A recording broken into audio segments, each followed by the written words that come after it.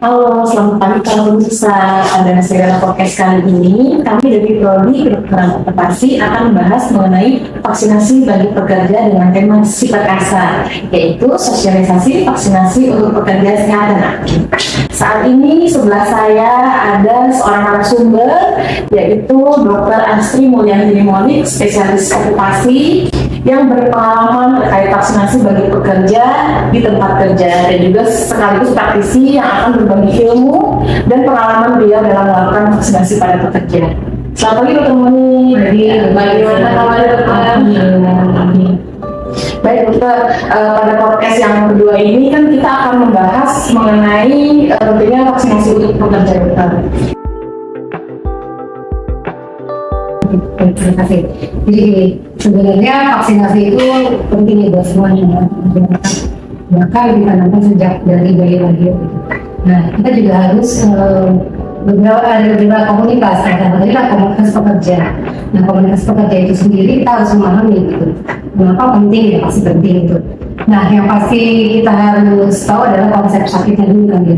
Sakit itu kan ada host atau penjamu ya, kemudian ada faktor agennya sendiri, agen penjamu, kemudian dari faktor multi ada faktor lingkungan juga, dan satu lagi juga ada 3 faktor ya.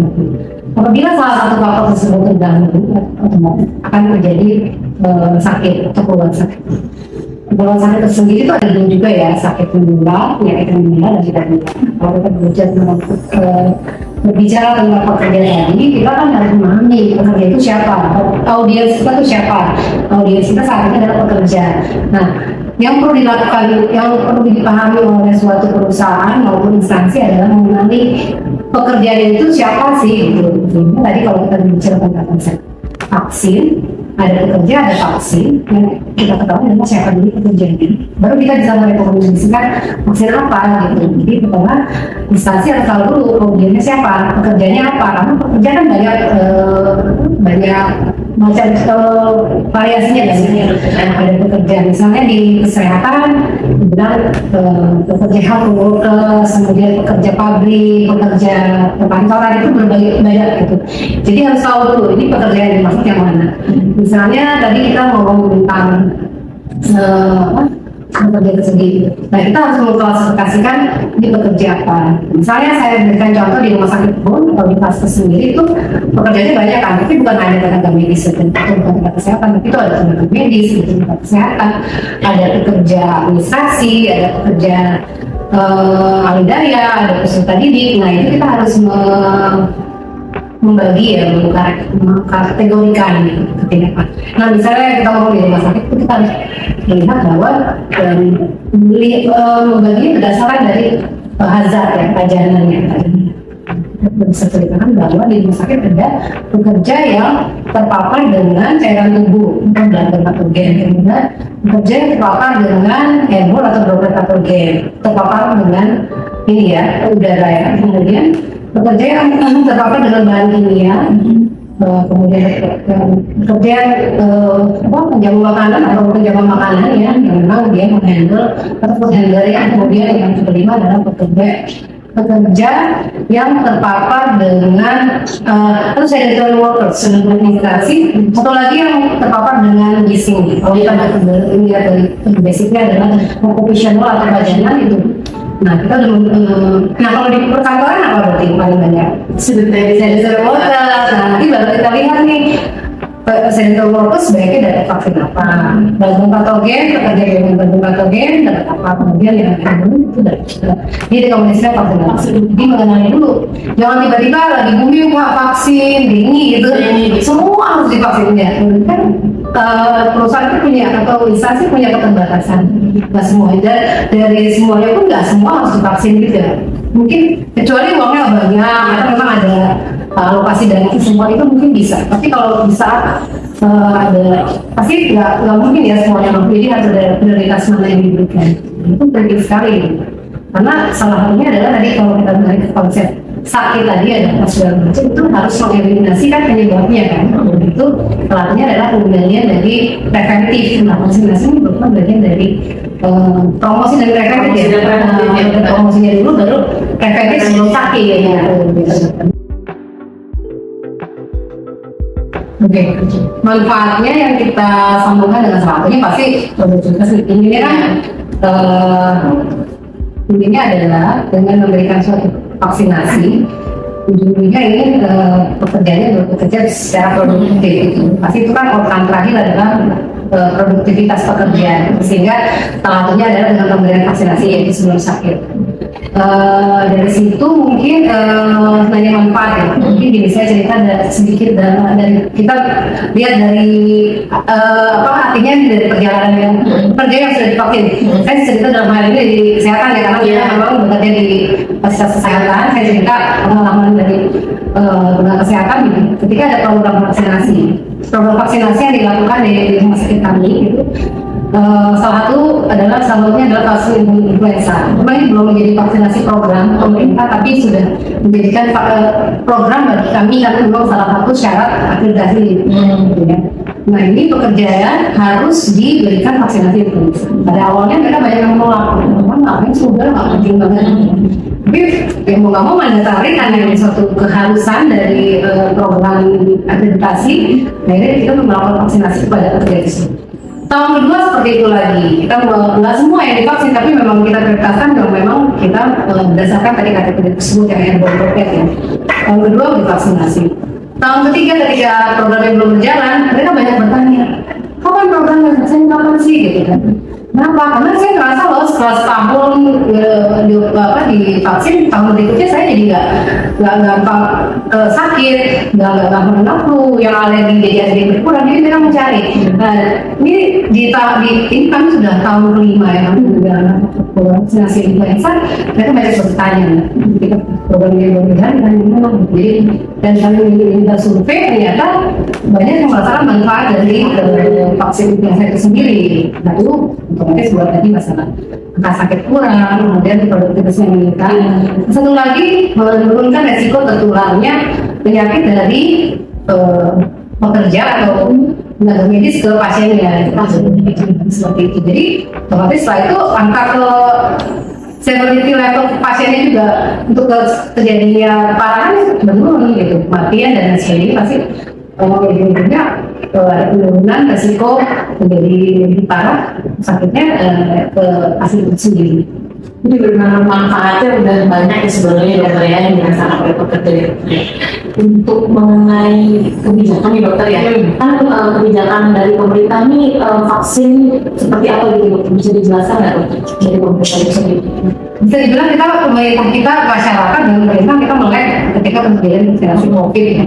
Mungkin dulu vaksin belum, ya udah vaksin dianggap satu program yang memang terutama pada anak-anak ya. Kemudian kalau anak sudah vaksinasi dasar lepas, tidak terlalu banyak yang maksudnya patuh gitu ya.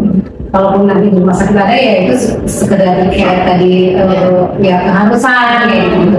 Tapi sejak ada COVID jadi lebih melek ya, orang jadi paham itu apa yang vaksin apa sih, kemudian kipi muncul istilah tersebut gitu kan. Dan apa namanya, mereka jadi lebih aware. Dan nah yang sekarang kalau yang kami mendapatkan program dari pemerintah itu yang vaksinasi program itu baru vaksinasi COVID, kemudian vaksinasi untuk kan jarak jelas ya. Nah, yang tahun lalu itu keluar kebijakan vaksinasi hepatitis B untuk kesehatan yang mau terpapar. Kemudian, insya Allah ini kan dengan Kementerian Kesehatan dari Satgas Vaksinasi Indonesia dengan pasti juga sedang menyusun dekris untuk pelaksanaan program vaksinasi influenza nakes. Memang ini bukan menjadi program, tapi kita berharap dengan adanya dokumen tersebut ini bisa menjadi suatu program pemerintah ke depannya. Jadi sekarang sudah mulai sadar gitu ya dokter ya buat program vaksinasi ini ya. Jadi benar-benar menarik banget ya dokter ya, ternyata manfaatnya sangat terlihat nyata gitu ya, dari mulai produktivitasnya dengan angka jadi pencegahan menjadi penularan dan lain-lain dokter ya. Mungkin dokter bisa memberikan masukan dokter bagaimana nih caranya biar pekerja ini mau melakukan vaksin gitu, karena sekarang kan banyak ya, kalau mungkin dokter bisa merasakan kan melakukan program vaksinasi vaksinasi itu pasti nggak semua pekerja ikut nih dokter nih. Bagaimana nih biar kita nih bisa melakukan program vaksinasi ini berjalan sesuai dengan rencana kita, dengan target yang tercapai gitu. Yang saya lihat kan banyak seperti kadang-kadang targetnya nih dokter suka tidak tercapai. Nah, tapi kembali lagi pada kebijakan ya. Kalau misalnya itu suatu kebijakan, misalnya masyarakatnya, atau perusahaan itu dan pegawainya menjadi lebih aware, lebih compliance, lebih patuh gitu ya. Tapi gimana kalau nggak patuh gitu? Satu atau kebijakan, kebijakan kedua kebijakan tersebut juga harus tadi mengenal siapa dulu audiensnya. Nanti jangan tiba-tiba di rumah sakit semua harus HPV kan nggak cocok gitu loh. Nah, kayak gitu. Jadi harus mengenal dulu audiensnya siapa, kemudian mengenal juga paparannya siapa, apa hazardnya di lingkungan kerja seperti apa, baru kita bandingkan nih antara ini ada kerja dengan hazard seperti ini, resikonya sakitnya apa, baru kita rekomendasikan vaksin. Itu pertama kebijakan, kemudian udah audiens, kemudian siapa tahu siapa targetnya. Satu lagi membuat tim. Kalau nggak punya tim, siapa yang mau bertanggung jawab gitu? Semuanya jadi ya ini bukan pekerjaan gue dan kayak gitu. Jadi kalau ada tim, timnya pun jangan hanya mandiri, misalnya okupasi sendiri nggak mungkin. Nah, tim itu ada pasti dari mulai tahapan persiapan sendiri apa sih, dari kebijakan, kemudian data-data, mencari data pegawainya siapa saja, kemudian itu harus ada data, kemudian harus ada kerjanya dong, ada timnya, kemudian ada tim logistiknya juga, tim farmasinya juga, nggak bisa dikerja sendiri. Nah kalau itu sudah terbentuk, dituangkan dalam suatu kebijakan, nah itu akan lebih patuh dibandingkan yang ada dibandingkan. Memang harus buat tim ya dokter yang mungkin kalau di rumah sakit ada timnya sendiri, kalau dengan perusahaan nanti akan membentuk tim yang lain lagi gitu ya dokter ya, formasi timnya dokter. Jadi memang untuk mengenai kepatuhan ini memang harus ada kebijakan dan juga ada tim yang mengurus biar maksudnya nanti kedepannya akan terlaksana gitu ya dokter sesuai dengan rencananya gitu ya. Tapi setelah jalan jangan cuma hanya pekerjaan sehari-hari tugas, tapi itu ada survei lagi juga, harus ada monitoring evaluasinya juga. Selain vaksin ternyata nih kita ngomongin misalnya vaksin dari hasil apa kita menargetkan seseorang harus melakukan vaksinasi hepatitis B. Itu kan dari hasil medical check up ya misalnya, dan nggak semuanya harus hepatitis B sebenarnya kan. Tadi kembali lagi ke pekerjaannya, dia bekerja apa gitu kan, dia terpapar dari cairan tubuh, makanya masuk kategori pekerja dengan resiko tertular penyakit turun darah. Nah makanya di data pakai medical check up harus ada tulisan anti-HBs habis AG. Ketahuan dia terpapar hepatitis B enggak? Anti-HBs-nya reaktif atau enggak? Kemudian anti-HBs-nya reaktif atau enggak? Kalau misalnya ternyata dia masih kita medical check up ternyata hasil labnya dia masih punya kekebalan, berarti kan dia tidak harus vaksin hepatitis. Kalau misalnya kekebalan tubuhnya sudah habis, anti-HBs-nya kurang dari 10, berarti dia kan direkomendasikan vaksinasi jadi oke, kita rekomendasikan lah misalnya buat nakes karena anti-HBs yang reaktif kurang dari 10, dia tidak rekomendasikan vaksinasi. Sebenarnya bisa booster aja karena dulu riwayatnya benar-benar lebih baik, tapi akan lebih baik apabila diberikan vaksinasi lengkap bulan 0, 1, 6. Setelah itu ikuti nih 0 bulan pertama, bulan kedua, kemudian bulan ke-6-nya hasilnya harus diperiksa lagi setelah vaksin itu. Dilihat kalau ternyata dia belum anti-HBs belum meningkat, berarti kan dia ada rekomendasi untuk vaksinasi sekali booster. Ikuti, jadi jangan bisa diperiksa vaksin setelah itu nggak diapain, ya buat pasti pekerjaan nggak ada manfaat untuk divaksin gitu kan. Keuntungannya lagi ya ketika misalnya kita sudah melakukan program vaksinasi hepatitis dan kesehatan terpapar cairan tubuh, bila terjadi self injury itu bisa terkena jarum kecelakaan kerja usus jarum atau terpapar cairan tubuh. Ketika sudah nakesnya sudah ada riwayat vaksinasi MCU, ada hasil labnya, kemudian ada riwayat vaksinasi lengkap, dia lebih aman. Ternyata dia sudah pernah vaksin. Sehingga misalnya kalau pasiennya adalah terpapar cairan tubuh atau tertusuk benda tajam dari pasien hepatitis B. Nah, ternyata kitanya nakesnya udah divaksin, berarti kan lebih aman. Dibandingkan ya nggak belum pernah divaksin, otomatis kan dia harus diberikan antibody. Itu salah satu manfaat.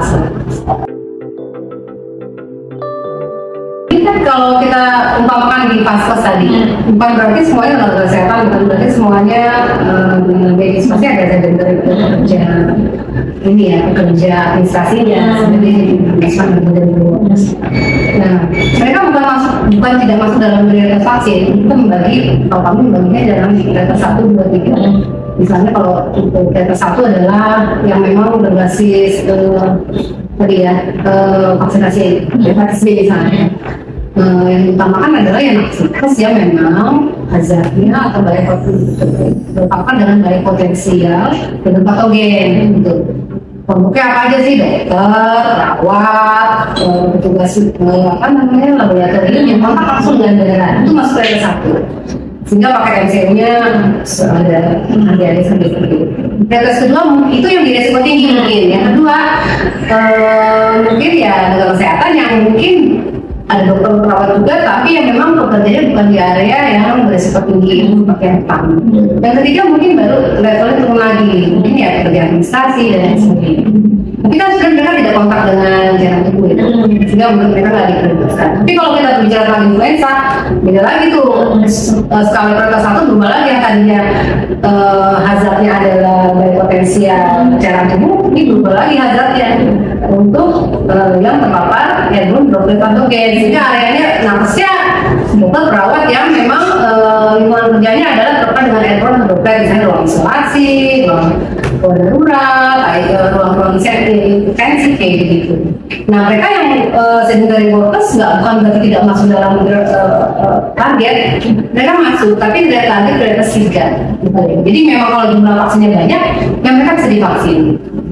Jadi memang kalau buat vaksinasinya ada prioritas dulu ya dok ya, 1, 2. Kecuali mungkin perusahaan udah perusahaan sultan, gitu ya. Terus semuanya mampu membuat membeli vaksin apa aja, semua bisa divaksinasi nggak apa-apa. Tapi kita kembalikan lagi pada kebijakan, kemampuan pelaksanaan.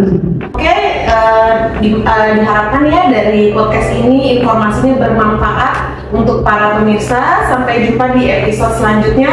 Tetap semangat, tetap sehat, selalu melakukan pola hidup sehat dan jaga kebersihan. Ya, salam.